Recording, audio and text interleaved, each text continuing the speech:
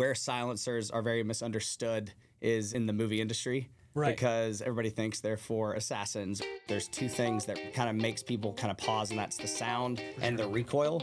And silencers help with both of those. Yep. Almost every caliber you can suppress is probably good to suppress. Suppress all the things. Yeah, suppress all the things.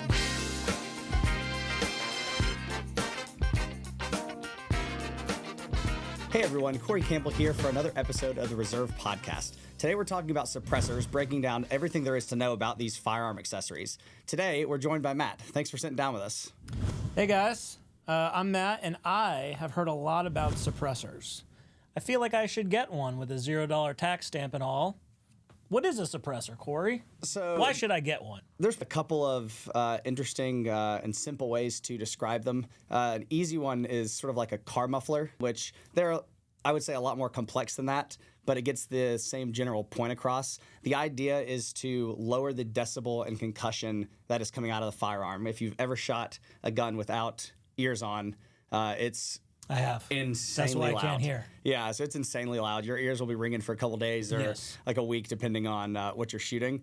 And so I think a lot of where silencers are very misunderstood is in the movie industry. Right. Because everybody thinks they're for assassins, or they think, you have to be some CIA operative or, some spy. Navy SEAL. Yeah. And the reality is these are actually completely legal for civilians to own. And up until the very start of this year, a couple days ago, there was a $200 tax stamp that was associated with buying these. So every single one of these that I would buy, no matter how many I was buying, each one came with a additional $200 tax that I had to pay to the ATF. Lame. So it's a pretty big deal, I would say. That's gone now. Yeah, so after many, many decades, that's completely gone, and it's definitely lowered the entry point for a lot of people to get into these. Cool. And I think when I first got into suppressors, there was just so much to, at least I felt like so much to learn about them.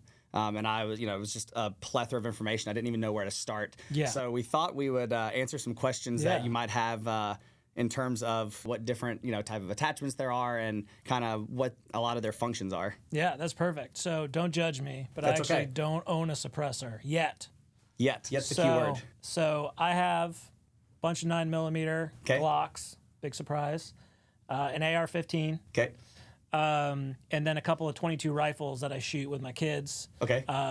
So there's a lot of stuff here. Yes. If I'm kind of looking for those three applications, do I need one can? Do I need all of them? Do I need, what are all of these? And if I have three separate calibers, right? Three separate use cases, where do I go? So I think it depends. I think it's really important to sort of simplify this for people. Like you said, you're kind of looking at Simplify it for me. You have two categories, and almost all of them will fall into one of these two categories, either pistol or rifle. Okay. And so that kind of breaks it down a little bit. And then what I would say is it depends on what you think you might want to do with them in general. I would say probably the most correct answer, the one that will make people happiest long term, is depending on what you want for each caliber or actual firearm I'm putting them on. Okay, so why is that? The biggest reason is because they make modular cans, yeah, so right? you'll see on a can like this is a rifle can, but do you see the opening for this? Yep. So this particular can is a 30 cal can, or technically it's a 46 cal can, but it is designed to shoot a lot of calibers that are basically 46 cal or smaller. Okay. The problem with that is as you shoot smaller and smaller calibers, say you wanted to throw this on an AR-15 that's in 5.56, 223, you're going to lose a lot of the suppressibility because you're not trapping. Word. Yeah, so I think it's a real word. You're losing a lot of the suppressibility around the opening being a lot larger, so you have a lot more gas escaping quickly. Okay. They're designed to slow down and let the gas cool before it gets into the atmosphere. And that's sort of effectively how they muffle the sound, because the extreme, once they do reach the atmosphere, is less drastic than if just shooting a firearm without anything on it. Interesting. Okay.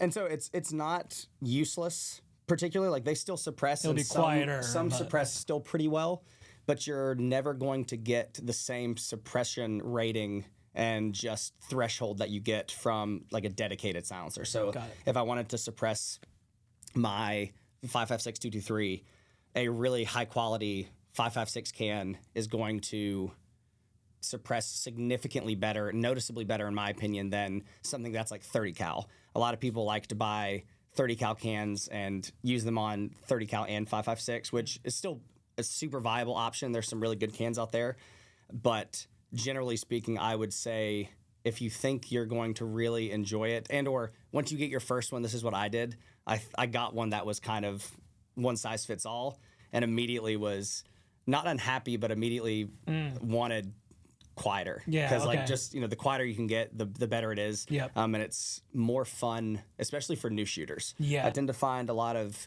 brand new shooters. There's two things that really deters them or kind of makes people kind of pause, and that's the sound and the recoil, and silencers help with both of those. Yep. So that's, I mean, it's just a fantastic option.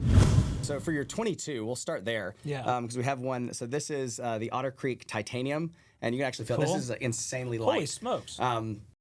22 cans Wow, are going that's to, nuts. yeah, they're going to be, generally speaking, the quietest. So if you're looking for something that almost, like I would say, is described as like movie quiet. Yeah, like James Bond. Yeah, 22 cans are going to be kind of where that falls. Okay. Then you move up to a lot of these. So I guess technically, logically, we'll just move up to the pistol cans. So we have two here. Okay. This is also going to be actually pretty light as wow, well. yeah. So that is the Cat Street Crack is what they call it. Oh. And so the difference between that and this is the Rugged Obsidian 9. They look totally different. Completely different. You'll notice the finish on that. Yeah, it's like rough. Yeah, so that's actually 3D printed, which What? a lot of Like the 3D printers you see for like toys and stuff? yes, but they're 3D printing metal now. Okay, that's so that pretty is cool. 3D printed titanium. That's dang. That just sounds cool. Yeah, it's I think want it's it a now little, just because of that. it's a little above my head how that actually works. Wow, that's crazy. But they call it direct metal laser sintering, so DMLS. So if you ever see that, it's just the 3D printed yeah, the metal. official nomenclature for 3D printing. Wow, that's really cool. Whereas this is actually manufactured and cut out of like billet steel. So it's like steel. Okay. But this is probably currently one of the quietest 9mm silencers that is on the market. The Street Crack. Yeah. Okay. And the reason, this will kind of get into the rifle silencers as well, the 3D printing is allowing them to make baffle designs and geometries inside the silencer that are just very unique and would be impossible to manufacture conventionally. So it's That makes basically sense. allowing them to make way more complex internals of these cans to trap and slow down gas just a lot more efficiently. Okay. So you're starting to get to where shorter and shorter silencers can match some of these longer, it. older, slightly older variants. Got it. So like if you're looking at a 3D printed can, like the benefits are it's probably quieter for the size Yes. than a steel can. And then maybe lighter, or are these heavier? So this one feels a little titanium heavier. is for sure lighter. Okay. You won't really run into this with pistols. You will with rifles. The only downside to titanium is you get the cost or the weight savings, but the cost of that is it heats up a lot faster. With pistols, you're really not getting, even on full auto, you're not getting them generally hot enough that affects the can. But on rifles, that could become problematic if you're like mag dumping or things like that, just because the titanium can't particularly handle a lot of that. Some can a little bit, but it's not something I want to be abusing in like a rifle class or something where I know I'm going to be shooting a lot of rounds quickly and in succession. Okay. Because what would would it melt? Like It would melt, or I've seen some of them kind of, relatively speaking, explode. Oh, so it'll that sounds bad. Yeah, so at some point, this is obviously a pistol can, but at some point, just somewhere in the stack, wherever it is weakest, it would just come off and shoot down range. Typically, is what I've seen. And that's very expensive to fix. So I just want to avoid that. okay. And then you move into rifles. Yeah, let's talk rifles. Which they're a bit more complex, I would say, as well, because you're working with much higher velocities and much more extreme, pressures and temperatures. Sure. And so you've got a couple different versions. Like I said, this is a 46 cal, so it is kind of designed to be a jack of all trades. This feels pretty solid. And it's pretty hefty because when you get into the, generally speaking, a lot of the rifle calibers the pressures are high enough where a lot of the pistol cans would physically just not be able to handle the pressures. Okay. You'll see most of these are some type of sealed unit. And then you've got some silencers like that one Hutchworks. just looks crazy. Yeah, and What's so- the deal with all those things on the end? So this is what they call a flow-through suppressor, and there's other suppressors that have similar technology, but Huxworks has flow through sort of trademarked. Okay. But basically what happens is the way they've designed these, you can sort of see on the inside it helixes around and looks really crazy. So it's designed to basically take all that gas and shoot almost all of it out of the front of the gun, but still suppress it really, really well. So typically, so it doesn't get back in your face. Yeah. So if you shoot a lot of old school silencers, especially on rifles, you'll get what's called gas stacking. Yeah. Which even if you don't know the term, it's just when you get tons and tons of back pressure gas in your face and it makes your eyes water and it looks like you're crying. Just from all the freedom. Yeah. And so, well, that's funny. The first time I shot a full auto AR, very similar, right? Was suppressed. Yeah. And everyone did think I was crying with freedom tears. Yeah. But I was trying to. It burned your nostrils. But I and was your just trying eyes. to say no. It's because I have 30 rounds of gas in my face. Yeah, and so it helps mitigate a ton of that because it still that's super cool. suppresses, and this one does it really, really well. But it's designed. Is that kind of like Huxworks thing? Yes, that pretty much all of their cans, even their pistol cans, are some form of flow through or low back pressure. Okay. It's designed to get all that gas out, and then the military, they have started switching over to similar tech as well because through a lot of their testing, as you get a bunch of that gas back in your faces, it's very carcinogenic. Yeah.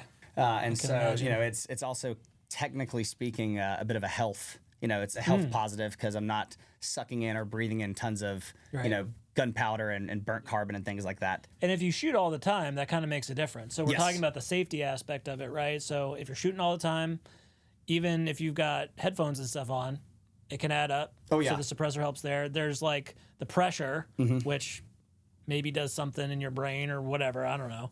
But you're mitigating that, and then also that gas kind of getting away from you. I mean, I think it's pretty standard practice that most, especially indoor ranges, have some sort of protocol for their employees having to get, even if you're just in the range as an RO, getting lead tested. Yep. Just because that can accumulate over time. And when you do it every day. from what I hear, lead poisoning is not something that I want to try anytime soon. No, I was afraid of like the pencils back then. You know, like when you got like stuck with a pencil and you thought you were gonna. You thought it was gonna get you.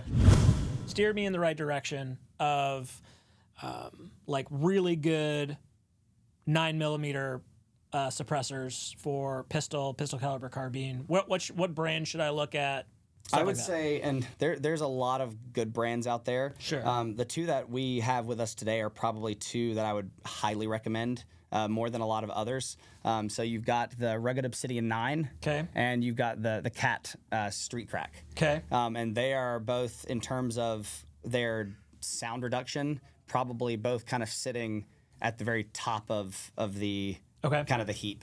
What if I wanted something more like value oriented? You've got a couple different options. There's a company called Otter Creek. That makes a 9mm silencer. Okay. You also have, we talked about, Dead Air. Dead Air makes a couple as well. That are a little bit more budget friendly. And with pistol silencers especially, like a lot of them are going to still be quiet enough, like generally speaking, you're going to be happy with it. Just because they're a little bit easier to suppress usually than rifles. Makes sense. With the rifle cans, generally speaking, there's always a lot of times going to be a trade-off with the budget friendly. It's not that they don't still suppress well, but you'll get a lot more like gas stacking or certain things like that are trade-offs just because they're not usually 3D printing them. Got it. If you're kind of more in the budget friendly range. But there's, I'd say, 3 or 4 like really good brands. Again, we've got 3 of them here. So Dead Air, Huxworks, and Silencer Co. And I would also say, in my personal opinion, any of the Cat applications, rifle cans are also fantastic. They're all 3D printed, and it's like space science. And that's with anything. The Huxworks are 3D printed as well. So any of the 3D printed cans, generally speaking, are going to be like phenomenal. Quieter. Yeah. Lighter. Generally speaking, it depends on the material. You'll still get some heavier ones if they're made out of something like 718 or Inconel. But those are going to be... Inconel, what is that? So that's also, it's like a super alloy, basically. I think, if I'm not mistaken, Inconel and 718, they use in like certain panels on spaceships or like shuttles for cool. re-entry. So like they can handle heat really well. Yeah, So, I'd imagine. Those would be kind of more in line with your like heavy use sort of duty or, like I know I'm shooting a lot or I'm mag dumping a lot. That would be what I would steer people towards if they plan to put a ton of rounds through a can very, very quickly or like in rapid succession. So for me, it would be important to have a really quiet can for my AR. Yep. Both of my kids, ARs are super loud. Yep. Right. So the one thing that makes them intimidated about those is the noise. So are any brands better for sound suppression than others? Like if I'm like, I don't care, like I just want super quiet. Would you still be like, oh, like Hux and Silencer Co. are the best, or? I would now. That wasn't always the case. Not so much with the brands themselves, but just that sort of low back pressure took a bit of catching up to do because generally when you created lower back pressure, you created a lot more sound at the muzzle. So again, it was a trade-off, but now the 3D printing has gotten complex enough where most of the really good 3D printed cans are both low back pressure and they're a lot quieter than some of their older counterparts. Got it. So like anything 3D printed from Cat, Huxworks, even I think, Dead Air and Silencer Co., that you're not really going to be going wrong in terms of it just getting, if you're going for a specific, caliber, like say you get a dedicated 5.56 can, a lot of the 3D printed cans are going to be where I would probably steer you towards now. Okay, cool. So we kind of talked about my specific application, but those were just kind of 3 specific calibers. What other calibers are super popular for suppression? What other thing, like, do like hunters use them? Or like, talk more broadly about just different calibers that are good to suppress and other things that I should consider maybe outside of the current firearms I have. I'll be the guy that probably says like almost every caliber you can suppress is probably good to suppress. Suppress all the things. Yeah, suppress all the things. But generally speaking, I would say don't suppress your urge to suppress. Yes. I like that. that can be our new coined term. I just came up with that. I would say 45 ACP is also a pretty big one to suppress. That's pretty cool. Generally because the round, first off, suppress 1911. It's just so cool to that suppress just 1911. Sounds American. But generally 45 is naturally subsonic. Oh, what does that mean? Subsonic? So it basically means that it is slow enough, the bullet's traveling slow enough where it does not break the sound barrier. Okay. So when you shoot a rifle, typically, especially when you shoot a lot of rifles with silencers, you'll still hear like a sound crack that still kind of can pierce the ears, for lack of a better term. Sure. And that's actually basically the sonic boom that the bullet's creating because it's passing it's passing that threshold. Wow, that's cool. And it's roughly around. It depends on your elevation. That changes it a little bit with pressures, but roughly around 1,000 to 1,100 feet per second is where you start breaking the sound barrier. Okay. So like when you suppress 9mm, you tend to want to use a heavier grain bullet. So you don't want to. I mean, you 100% can, and it completely works fine, but you'll tend to get a lot of the cracking sound from like 115 grain and some like 124 grain. So you'd want to shoot like 147 grain or 150 grain. And then be like super quiet. Yeah, and you'll notice a massive difference. Got it. But so with 45, most 45 rounds are subsonic. Got it. Okay. Just naturally. Yeah. So it's a really fun one to suppress. Okay, that's cool. With rifles, you tend to not want to. They do make it, but I would say you don't really want to or go for subsonic ammo outside of like maybe 300 Blackout or like 8.6. Okay. Simply because you lose a lot of the ballistic pros. Sure. Like, shooting 5.56, one of the big pros of it is how high the velocity is. Yeah, right. Yeah. And so it's a lot quieter if you shoot subsonic 223. It just is basically like purpose. Shooting a 22, long rifle effectively.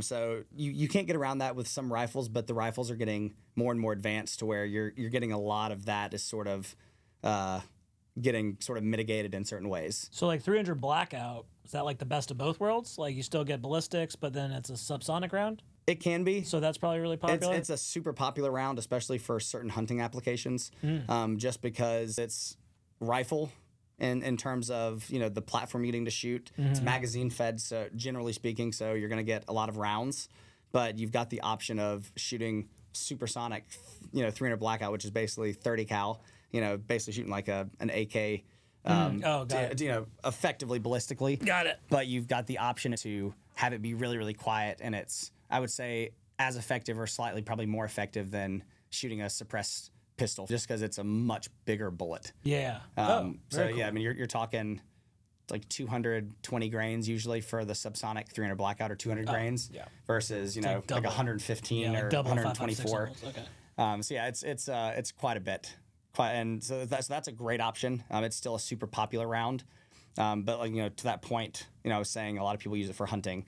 Hunting is also like a big application for silencers, because when you're shooting those, you also disrupt pretty drastically the environment that you're in. Yeah, where imagine a lot of other not a lot animals of live. deers want to hang around when you're letting those shots fly. And a lot of hunters do not, because they're only shooting 1 or 2 rounds at a time. Yeah. Usually, in my experience at least, are not using ear pro. I'd probably still recommend some type of electronic ear pro.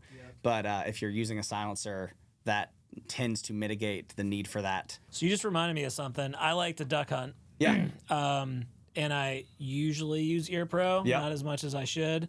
But do they make suppressors for shotguns? They do. It is, I would say it falls into, we talked about the 2 categories, the pistol and rifle. That would kind of fall into a niche kind of category, because there's only maybe 2 or 3 companies that even make a shotgun silencer. Okay. Silencer Co. makes the Salvo 12.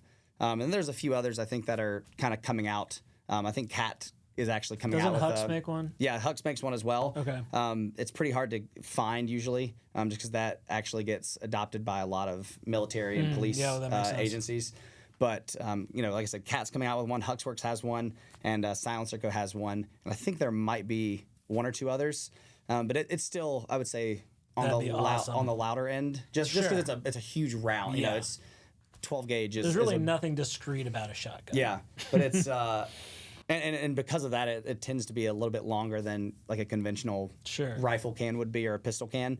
But it absolutely can be done, and I think it is still insanely cool. Like it's one of those that like just sounds cool. If you're gonna, like if you're John gonna, Wick or something. Yeah, if you're gonna do it, like it's like No Country for Old Men. Oh, you're it's right. Like old school shotgun silencer. So it's still cool. And like I said, there's a lot of sort of niche silencers out there for like sort of weird calibers you wouldn't think people would suppress. Yep. But generally speaking, you'll find most of them in this category of general pistol and rifle calibers.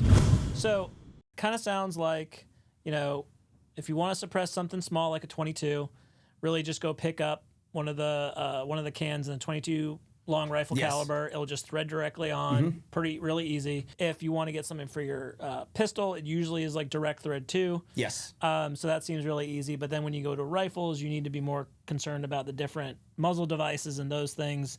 But a lot of them will come with them. Yes. Or I'm sure, like, if I'm like, hey, I really want to buy this dead air, they have like a dead air to surefire compatibility thing or something like that. So basically just make sure you get it for the right caliber, and make sure that it's going to work with your specific setup, because it's not a one-size-fits-all. Yes. If you're in the market for a rifle suppressor and have already have some rifle, some rifles just because they're pretty good. You've got some rifles that already come with surefire or already come with dead air attachments to them, but you might not maybe necessarily want one of their respective cans. Sure. That would just be something I would ask, somebody at Blackstone about. It's easy once you kind of steer people in the right direction. It's just making sure people get put in the right direction. Yeah, cool.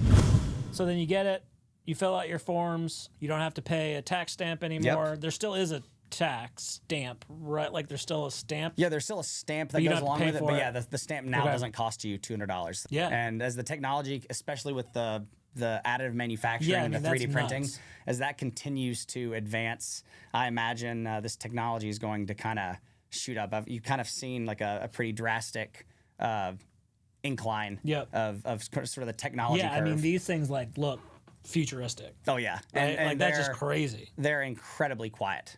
So it's pretty surprising if you have never shot one before. It's not like you would see in the movies.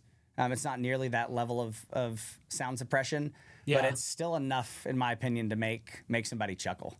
Oh, cool. So just make it more enjoyable. Yeah. Get the gas out of your face, not be as loud, get the concussion away from you, not scare the animals away if you're hunting. Cool. But that's everything you need to know. Cool. Well, I'm going to take a couple of these. I'm going to go. I appreciate it. Yeah, absolutely, man. Well, thanks for watching this episode. We're here every single Tuesday on Blackstone's YouTube channel. So be sure to subscribe, and we'll see you next week.